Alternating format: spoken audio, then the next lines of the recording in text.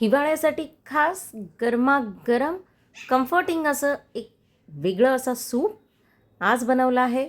Roasted tomato paper soup. हे खूप tasty लागतं. एक वेगळा फ्लेवर. नक्की ट्राय करून बघा. त्यासाठी इथे पॅनमध्ये मी घेतलं आहे 1 चमचा तेल आणि त्यावर घेणार आहे अर्धे कापून घेतलेले टोमॅटो. घ्यायचा 1 कांदा अर्धा करून, अर्धी लाल शिमला मिर्च आणि लसूण तुम्ही पाकळ्यांमध्ये पण वापरू शकता. इथे मी अख्खा फक्त देठाचा भाग कापून घेतला आहे आणि ठेवला आहे. आणि काही कोथिंबिरीचे काड्या. कोथिंबिरीच्या काड्याने एक खूप छान आणि मस्त असा फ्लेवर येतो. लाल शिमला मिर्चने याला स्मोकी अशी चव आणि वास येतो. आता याला झाकून आपल्याला परतायचं आहे.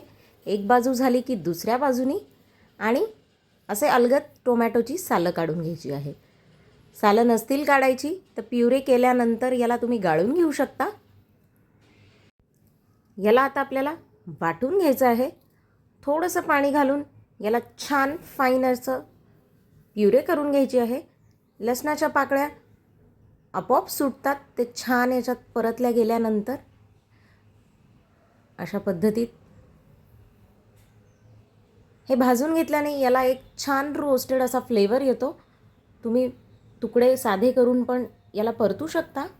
इथे त्याच पॅनमध्ये मी घेत आहे बटर आणि त्याच्यावर ही प्युरी मी तशीच घेतली आहे न गाळता, कारण मी टोमॅटोची सालं भाजल्यानंतर काढली होती.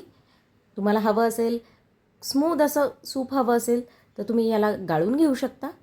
आता याच्यात घालायचं आहे लागेल तसं पाणी, चवीप्रमाणे मीठ आणि मिरेपूड. अतिशय सोपं आणि झटपट होणारं हे सूप अतिशय मस्त लागतं चवीला. या हिवाळ्यात एकदा नक्की ट्राय करून बघा. Roasted tomato paper soup.